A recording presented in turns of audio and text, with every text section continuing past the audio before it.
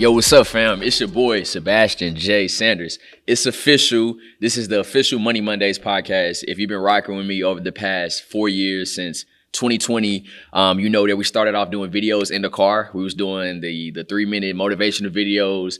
That instantly took off. You know, it was a fan favorite. That extended to some bigger and better things. We started to do some stuff in Oklahoma, do some radio opportunities, and then we trademarked in 2021. And since 2021, we have honestly been sitting on this project, this idea. I didn't know what I wanted to do with it. I was seeking the clarification from God, and I was trying to go above and beyond, right? But I figured that it's important in business to go back to the basics. And so that's exactly what we did.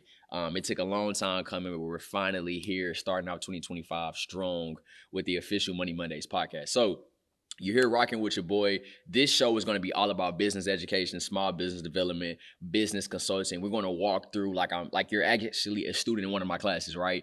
This is not going to be your typical podcast. This is going to be straight business information, business reviews, all of that good stuff. So we got so much stuff in store. Season 1 is going to really get to the basics because ultimately in business, I feel like we start businesses, but we skip everything, right? In business, you have to stick to the basics. The basics brings in revenue, it brings in profit. It aligns your mission, your purpose, but it aligns the operation. So we're going to go through all of that. So any topics that you feel like you want to talk about in season 1, season 2, please holler at your boy, let me know. But this is going to be a very dedicated business show, not going to be your typical show. So you're in for a wild ride. But if you're somebody that truly wants to start a business, become profitable, become the first millionaire or the next millionaire in your family, create a business going to change lives, generations. If you're that person, this is the show for you, right? This is not the Get Rich Quick scheme. I'm not finessing you. I'm not telling you, hey, invest into this stock, it's going to go 10x. I'm not showing you how to do something on social media to blow up. I'm not doing none of that. I'm not trying to sell you anything, but really motivate you into launching a successful business. So you're here, you're ready to get with it. Subscribe to the channel. We're going to have all the information linked in this video. Definitely check out more information and more things that we're doing at Sandra's Hand at the end of this video. But we're going to get right into it with episode 1. So something that I want to do before every episode, guys, I want to give you a song lyric, or I want to give you a Bible scripture or something motivating, right? For those of you that don't know, I am a professional speaker. I've been speaking for the past 6-7 years. And so I've hit various stages, various events, conferences, speaking to youth. And so I always try to leave them with a one-line motivator, right?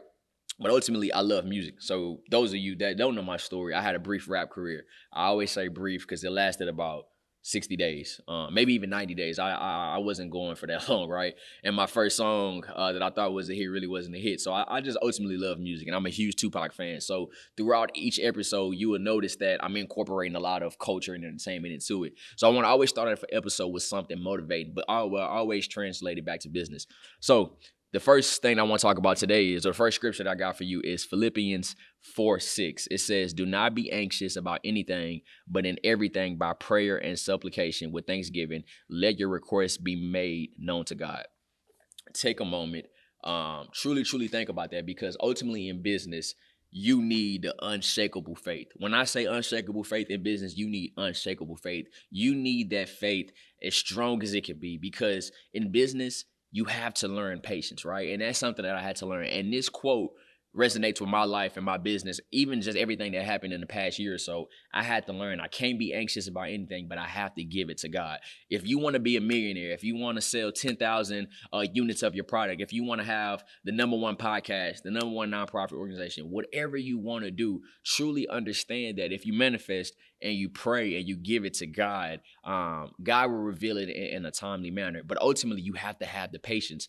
And for me, I'm an anxious person. I'm always all over the place, but I get things done. And so ultimately, I didn't understand that I had to pray and give it to God. I thought that I'm going to start this business and I'm going to be super successful and everything is going to happen because I'm Sebastian, right? I was very overconfident, but ultimately God humbled me and let me know, son, hey, listen, I gave you this. You're the CEO, but ultimately I'm still the owner of whatever business desires that you have. I'm the owner of this organization. You're just the active CEO. Once I understood that was my relationship with God, I had to understand that I had to let these things go. And so it took me some time to truly develop the mindset that I can't be anxious about everything. I can't be worrying about what's going to happen in the next 6 months. But if I just give it to God, he'll give you that peace and that satisfaction. And ultimately, he'll give you the answers that you're looking for. So for all my entrepreneurs, for all my aspiring business owners, Anybody in this world, Philippians 4:6. I want you to write that down and journal about it, meditate about it, pray about it, talk to your girlfriend, your mama, your daddy, your uncle, somebody in your family. Talk to them about this scripture, because in business, you're always going to be anxious about something. You anxious about tomorrow, and tomorrow ain't even there yet. You anxious about how much money you're going to make next year, and next year not even here yet. You're always going to be anxious about something. But if you learn the ultimate power of God and having that faith, everything will be worth it. So I wanted to start off with that scripture, but let's get right into it, right? Let's get right into the meat of today. So today is, what is a business? I'm going to ask you this question. What is a business, right? So I told you I'm going to be taking y'all to school. So I want to ask you a question. What is a business? I'm going to keep asking you that because ultimately a lot of y'all cannot define what is a business, right? And I got some of the worst handwriting in the world, but I want y'all to bear with me. What is a business? The reason that it's important that you define what is a business is because ultimately a lot of you all don't know what that looks like. And so I had the definition here for you. A business is an organization or an entity that provides goods or services in exchange for money or value. It solves a problem or fulfills a need in the market. Every business starts with a vision and operates with a goal: profit, impact, and growth. So we have the textbook definition here. Take it home, write it down, put it under your bed, under your pillow, whatever you want to do with it. But you need to understand truly what is a business, right? And so, ultimately, a business is a product or a service that you create as an aspiring entrepreneur, and you turn that into some type of problem. The key to having a successful business is you identify a problem and you become a solution, right? So let's talk about it. Let's talk about some problems in your community. So the key to business, like I said, y'all got to bear with me. I have the worst handwriting, but we'll get through it. The key to a business is identifying a problem. Give us a bit. And you become the solution, right? So when you identify a problem, you figure out how can you solve that problem. So I want you to start thinking about some problems in your community. For example, let's think about some problems that goes on inside of schools. What type of problems do you see in the school system, right? Nutrition is a huge thing, right? Making sure our kids eat healthy food items, right? So nutrition. Another problem is bullying, right? We still have kids being bullied. Cyberbullying is a huge thing with social media. So that can be another problem that's going on inside of the school system. Bullying. So we got nutrition, we got bullying. What else we have inside of the schools? I can't think of it right now, but as you're watching this video with me, start thinking of some problems in the school system and identifying a solution. So right now, what we're going to do is we're going to create a business based off of these two problems, right? So the first business that we're going to create is, if nutrition is such a huge problem inside of our schools and our kids are not eating enough healthy food items, how about we create a meal prep service, or we create some type of food service that's similar to Max 360 Preps or something like that, some of those food prep systems that's out there. And we establish a contract within a school district to provide all of the breakfast for all of the kindergarten through 8th grade students, right? So our business is going to be a food prep system, and it's going to be called, let's just give it a silly name, Lulu's Cakes or something like that, Lulu's Pies or something like that. We'll have some fun with it. So we're going to create a business called Lulu's Pies. And we've identified the problem of nutrition. And what we do is we create meal prep breakfast. Right? So you got Lulu's Pies. It's a meal prep, a breakfast system. And what we created is we're creating breakfast that's already made. So let's say you're providing for K through 8. So there's going to be kindergarten through 8th grade. So you have pretty much a large, database of kids that you're providing for. And let's say you're providing this on a yearly annual basis. So this is first semester, this is next semester. So let's say on an annual basis per semester, you're providing 20,000 meals, right? So 20,000 meals plus 20,000, because there's ideally two semesters in the school system. That's 40,000 meals you're providing. So now you've launched Lulu's Pies. You're serving the students with 40,000 meals. So you identified the problem. It all started with the problem. The problem is nutrition. What you've done as a business owner, you have created a product, right? And essentially you created a service at the same time. Your product is going to be the meal prep breakfast. Your service is you're providing these 20,000 meals per semester to the kids. There's 2 semesters in the school year. You have fall and spring. Ultimately, you end up with 40,000 meals that you have served. And this is all because you're serving K through 8th with a contract. In about 30 seconds or 2 minutes, we created a problem. We identified a problem and we created a solution-based business with Lulu's Pies. See, the reason I wanted to walk through that briefly is, ultimately in business, when you have a product or a service, sometimes we don't identify problems. And that's why we struggle most of the time. If you look at aspiring entrepreneurs, and a lot of them are trying to create something, and you ask them, what problem are you solving? They can't really answer that. They just say, oh, I don't know. I'm just trying to make some money. Ain't nothing wrong with making some money, but ultimately you make more money when you serve other people, right? And that's not just something that you're going to hear in a church or you hear in a nonprofit. But if you look at every base business in this world, if it's serving people and it's doing it on a high level, they create a lot of funding opportunities, a lot of revenue, and a lot of money is being made. So we just walked through Lulu's Pies, right? I just created it off the top of my head. But you watching this video, why haven't you created something that's going to solve a problem in your community? See, you can't always look around and be like, you know what, somebody should do that. Somebody should do this. No, you identify the problem. You already know what the problem is. Now you go and create a solution-based business. And so kind of going back to what we talked about, a business is an organization or entity that provides a good or service in exchange for money or value. But it solves a problem or fulfills a need in the market. What is a need in your local market? I'm based here in Houston, Texas. Homelessness is a need in our market. We have our infrastructure on our roads is pretty terrible, right? You got a bunch of potholes. I think I hit 2 potholes coming here today. So you got a lot of that. Traffic is an issue here. So we have some issues here in the Houston-based area. Okay, if I want to start a business and I have a passion for architect or anything like that, maybe I'll start something on how to build a more successful infrastructure to provide a better driving experience for all of our drivers, right? Houston is a top 5 populated place. So we got a bunch of people still coming in here. And so how about I create a business centered around that? So that's the definition of a business. And we just did it right here with Lulu's Pies, right?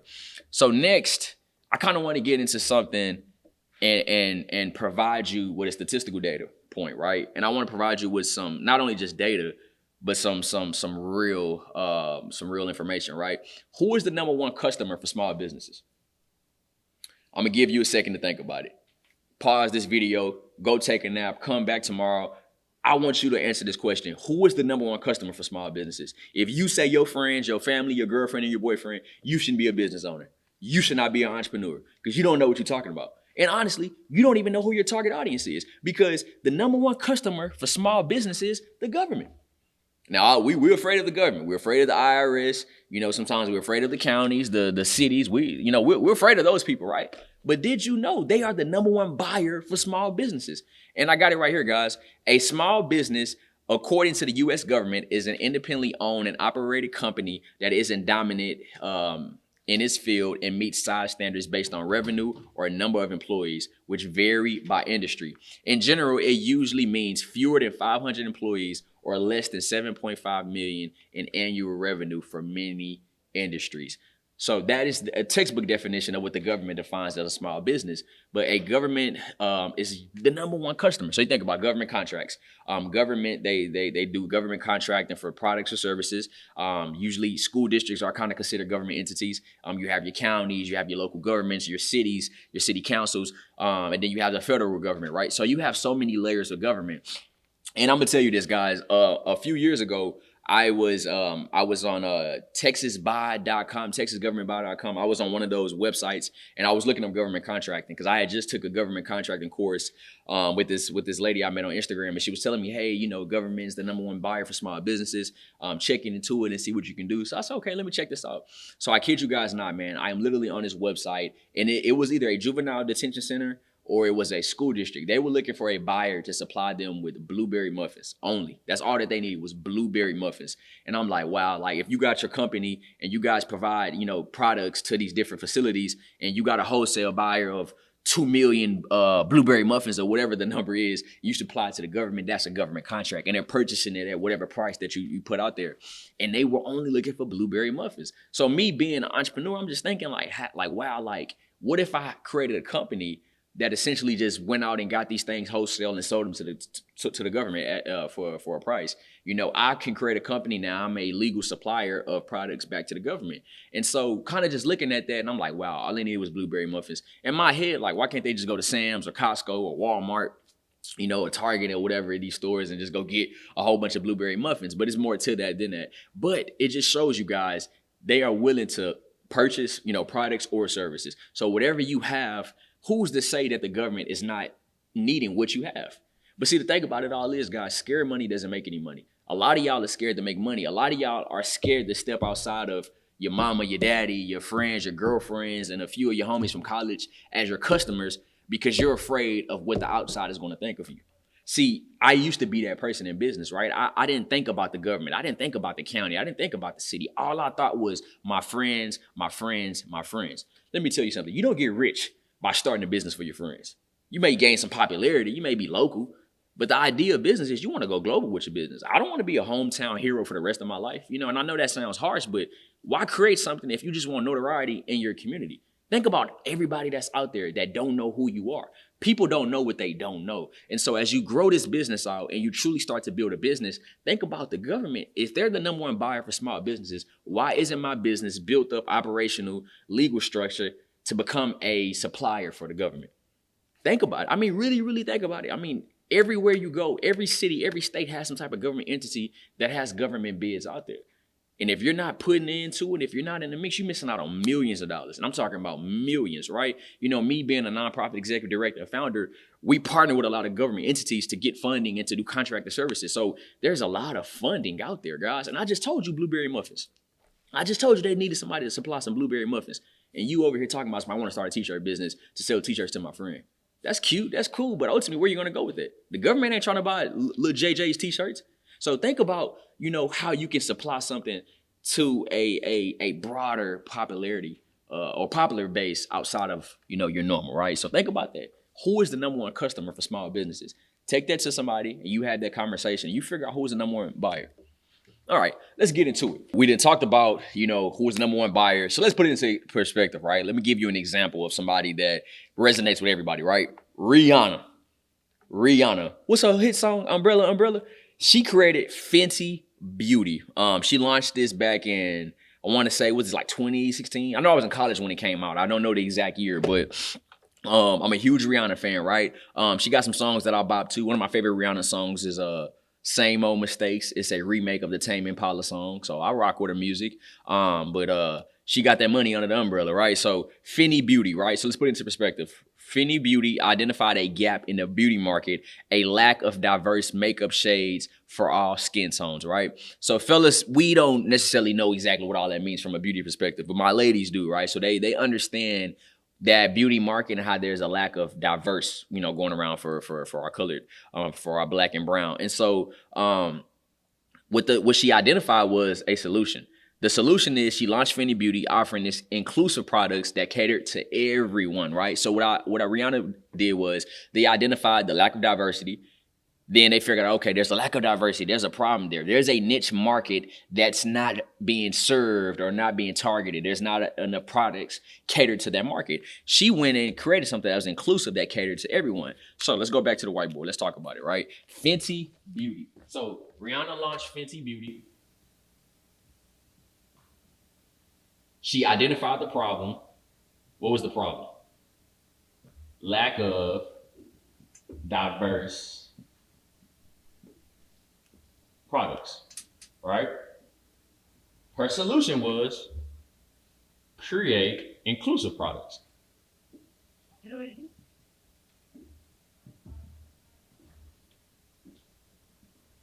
So with Fenty Beauty, she identified a need.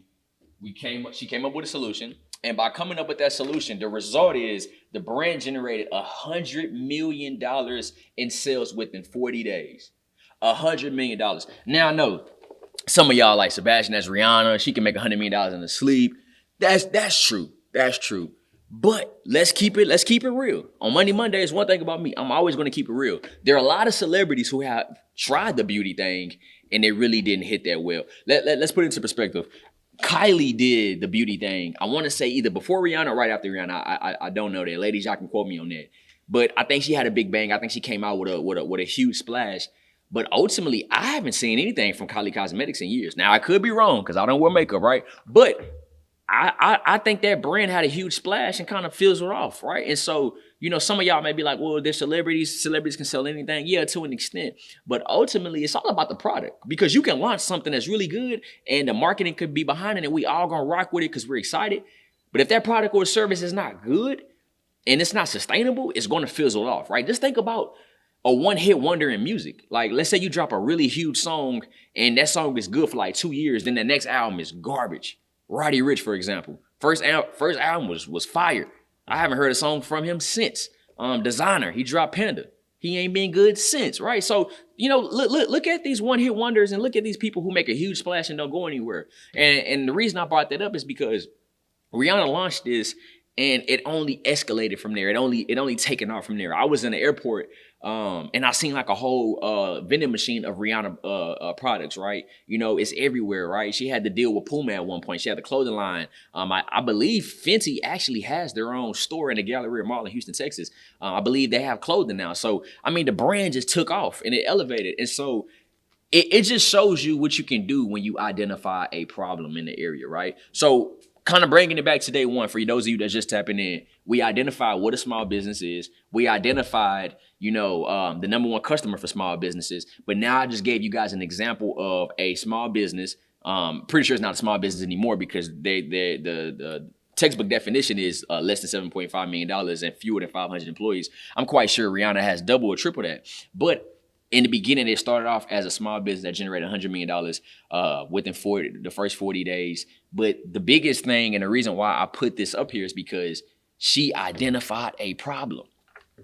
If you want to be an entrepreneur and a business owner and you can identify a problem, going back to what I said earlier, cut this video off. You shouldn't be in business.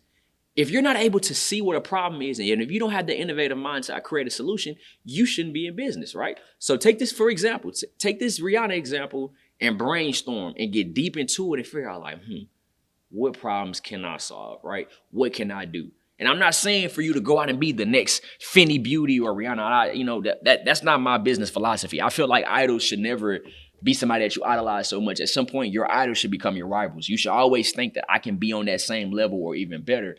But take this blueprint of identifying something and identifying a solution, right? So I gave you guys an example. Let's get right back into it. Now, I want to talk the 3 pillars of a business, right? So if you haven't had a notebook, if you haven't took any notes throughout this whole first episode, this is the time too, because now we've laid it all out. It's like making a sandwich, right? I had some bread, I had some mayo, I had some turkey, but now we're adding the other things to it that's going to spice that bad boy up. Because we could have had a plain turkey sandwich. I could have ended the video 20 minutes ago with a plain turkey sandwich. But I said, no, I want to give you more to it because there's more to business than just creating something. So now we're about to get into the 3 pillars of a business. Number 1, product or service. Kind of going back to what I talked about earlier, your product or your service, right? In business, you're either going to have either or you're going to have both. Now, when I first started my business, we were more service-based because we were providing programming for kids and we were providing a specific service, right? Over the last few years, we've expanded into products by creating books, merchandise, flashcards. We have a thrift store now. So we've elevated all the way over to having both sides. In business, I think it's important to start off with 1 because if you start off with 2, it's hard to scale 2 at the same time. Trust me, I tried to do 2 at the same time my first year in business and ultimately fell flat, right? I had to elevate my service to a point to where we became a household name. So now I can go back and create some products, right? So let's put it into an example. Let's go back to earlier, Lulu's Pies, right? Lulu's Pies.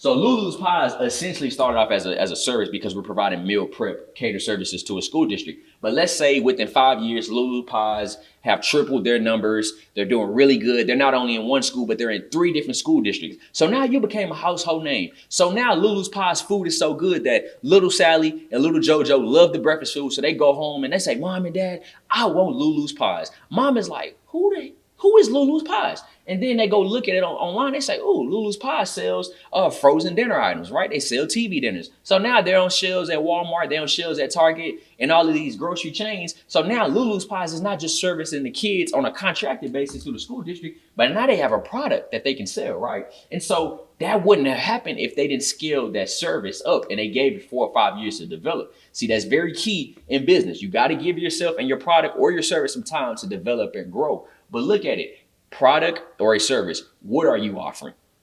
What are you offering, right? So that's the first pillar of business. Number 2 is target audience. This is my favorite right here, target audience. This is how you can tell who knows business and who don't. And we'll have a full episode on marketing, but target audience. Guys, I failed at this in my career. I failed at this numerous times. And I really didn't hit my stride until like 2 or 3 years ago because I didn't know who my target audience was, right? I kept thinking that my friends and my peers are my target audience, but not knowing that the content and the work that I do is geared for more people who are middle age, closer to retirement. They truly understand and my product or my services caters and benefits them most, right? And so in business, you gotta know who your target audience is. Let's put it into perspective, right? Let's go back to Lulu's Pies. If Lulu's Pies is known for breakfast catered items for school districts, for healthy food items, their target audience is probably going to be school districts, nutrition and health officers, food enforcement officers, code officers, people along those lines, teachers and parents at the same time, right? Lulu's Pies should not be trying to market towards people who love vegan food, right? Because let's say Lulu's Pies is not a vegan business, right? It's just for everybody. They should not be catering their product or service to their market because they don't provide that specific thing. And if you're catering to their market, you're just wasting your marketing dollars because you don't know who your target audience is. Lulu's Pies sells way more on Facebook than they do Instagram. But why continuously dump money into Instagram ads and Instagram marketing if you haven't made more than $500 in a whole calendar year? But on Facebook, you have made $25,000 from Facebook. Go where your target audience is. See, it goes back to the old school saying, fish where the fish are at. It doesn't make sense for me to go over here knowing my people are not there, but if I can go over here, I can triple the amount that I'm trying to raise, right? Identify your target audience. Who are you serving? An example of this, right, is people of all skin tones. The reason I put that in the example, because this is what Rihanna did, right? The 3 pillars of business, going back to what Rihanna built. Her product or service is inclusive makeup products. Number 2 is the target audience. Hers is people of all skin tones. That's her marketing. So those are your first 2 pillars of business. Product or service, target audience. The thing I like about the first one is that's more operations. Your product or your service kind of falls into the operational line because that's pretty much the bread and butter for your business. Number 2 is more marketing, right? Your target audience is more marketing. And then number 3, everybody's favorite, revenue model. How do you make money? Examples, retail and online sales. That's how Rihanna makes money through Fenty Beauty. Lulu's Pies is contracted services, and then retail as well. But how do you make money? See, a lot of us, we have ideas and we have these things that we want to do, but we do not have a revenue model, right? So let's put it into perspective. Let's go back to Lulu's Pies. So you got your product or your service, number 1, target audience, number 2, and your number 3 is going to be your revenue model.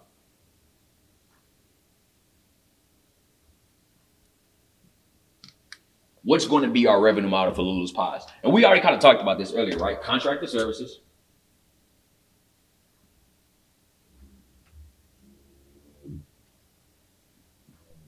At some point, we want to go retail. And we can do private catering. Now, at some point, we'll take a deeper dive into this of a revenue model. But this first episode, I just want to kind of talk about the basics because revenue is something that you really have to get into the weeds of because you have to understand the supply chain element to it. You have to understand the marketing and the sales aspect of it. But your revenue model is simply how do you make money? So for example, Lulu's Pies, we're looking at contracted services, retail products, and then private catering. For Rihanna, it's going to be retail and online sales.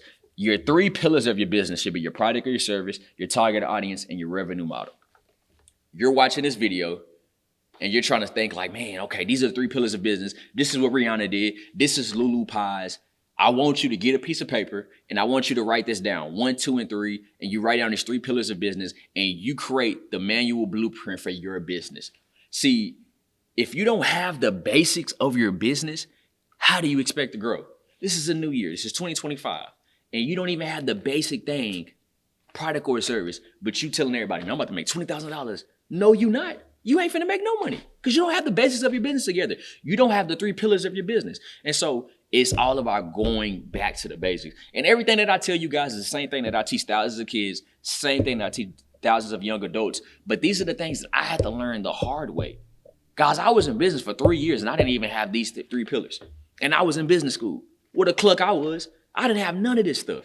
I had to really go back in and redesign my whole career, but redesign my whole business to be bank ready, to be donor ready, to be customer ready, to be everything that I wanted it to be. But I had to go back and redesign, guys. And so as we close out this episode today, define what a small business looks like for you. And you identify the 3 pillars of business. I'll see you in episode 2. Guys, like, comment, subscribe to the channel, subscribe to Sanders Network. If you loving Money Monday so far, tell a friend, tell a friend, tell a friend. We got so many things in store. We're working on a huge project because I want to connect with the audience. I don't want to just be up here teaching. I want to connect with you. So if you have a business and you want me to do a business review of your product or your service, guys, stay tuned because I'm about to do something that's going to be exclusive to the whole community, but it's going to change the way small business owners look at their businesses. So stay tuned for that. But you already know what it is, man. It's your boy, Sebastian J. Sanders, and this is Money Mondays. I'll see y'all next week.